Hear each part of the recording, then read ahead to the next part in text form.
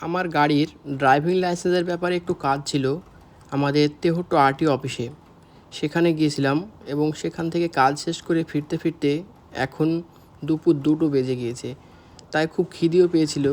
তাই সামনে মোমো রেস্টুরেন্টে ঢুকে পড়লাম। এই রেস্টুরেন্টের জায়গাটির নাম বেতায় জিতপুর মোমো রেস্টুরেন্ট। সেখানে গিয়ে প্রথমে গাড়ি পার্কিং করে নিলাম।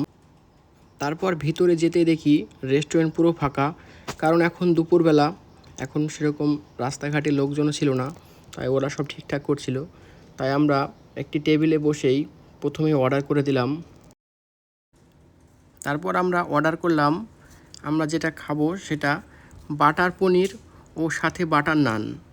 খাবার অর্ডার করার পরে আমরা কিছুক্ষণ বসেছিলাম এবং খাবার তৈরি করতে যতক্ষণ টাইম লাগলো ততক্ষণ আমরা একটু গল্প করার পরে কিছুক্ষণের মধ্যে আমাদের খাবার চলে এসেছে, বাটার পনির ও বাটার নান।